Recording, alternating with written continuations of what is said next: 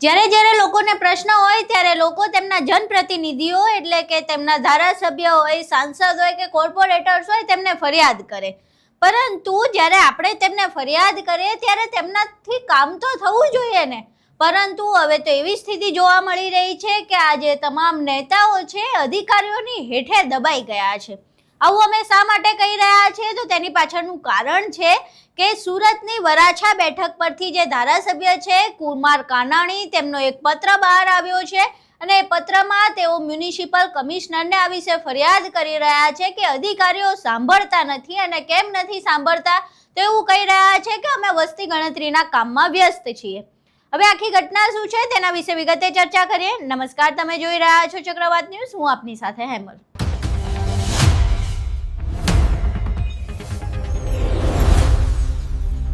ગુજરાતમાં છેલ્લા ઘણા સમયથી ક્યાંક ને ક્યાંક એવું વાતાવરણ જોવા મળી રહ્યું છે કે હવે અધિકારી રાજ આવી ગયું હોય, કારણ કે અનેક એવા નેતાઓ છે જેમને પત્રો લખવા પડે છે કે અધિકારીઓ અમારું સાંભળતા નથી. હવે ફરી એકવાર આવો જ કિસ્સો સામે આવ્યો છે જેમાં કુમાર કાનાણીએ પત્ર લખીને ફરિયાદ કરવી પડી છે કે જે અધિકારીઓ છે સાંભળતા નથી. કેમ નથી સાંભળતા તો જ્યારે ફોન કરવામાં આવે ત્યારે એવું કહે છે કે અમે તો વસ્તી ગણતરીના કામમાં વ્યસ્ત છીએ. હવે વસ્તી ગણતરીના કામમાં વ્યસ્ત હોવાના કારણે જે ગટર પાણી જેવી સામાન્ય સમસ્યાઓ છે તેનાથી લોકોને અળગા કેવી રીતે રાખી શકાય. અહીં પહેલા કુમાર કાનાણીનો એ પત્ર જોઈએ જે પત્રમાં તેઓ ફરિયાદ કરી રહ્યા છે. કુમાર કાનાણી પોતાના પત્રમાં લખે છે કે છેલ્લા 5 દિવસથી કોઈ પણ અધિકારીને કામ માટે ફોન કરો તો એક જ જવાબ મળે છે, વસ્તી ગણતરીની ટ્રેનિંગ કે મીટિંગમાં છું.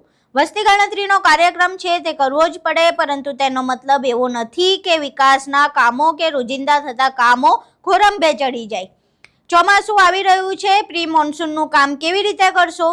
રોડ, ગટર, પાણી રિપેરિંગ જેવા રોજિંદા કામો સમયસર ના થાય તો કેમ ચાલે?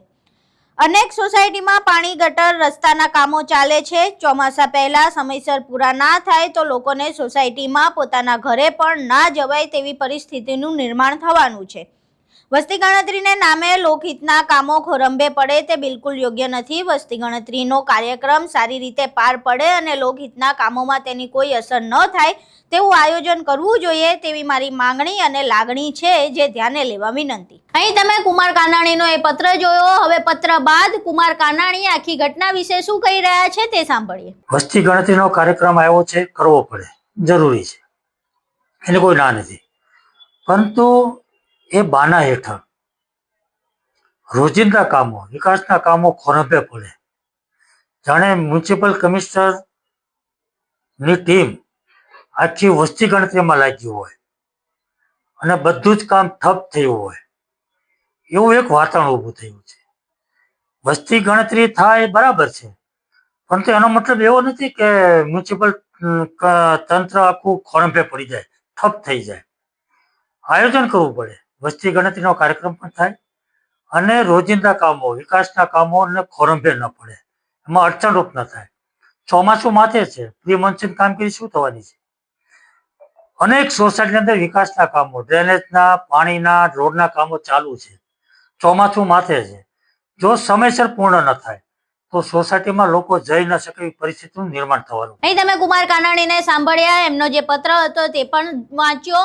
હવે આખી ઘટનાને લઈને તમારું શું માનવું છે? કુમાર કાનાણીએ જે સમસ્યા વિશે વાત કરી અને તેમની જે ચિંતા છે એ ખૂબ જ યોગ્ય છે, કારણ કે ચોમાસાને હવે ગણતરીના મહિનાઓ બાકી છે. ટૂંક સમયમાં ચોમાસું આવી જશે અને જો વરસાદમાં આ પ્રમાણે પ્રી મોન્સૂનની કામગીરી ન થઈ હોય અથવા અધૂરી હોય તો તેના કારણે સ્થાનિકોને સમસ્યા થઈ શકે છે અને ત્યારબાદ સ્થાનિકો સામાન્ય રીતે નેતાઓનું ગળું પકડતા હોય છે કે તમે શા માટે કામ ના કરાવ્યું, અમે તો તમને ચૂંટીને લાવ્યા હતા અને તમે કામ કરાવી શક્યા નથી.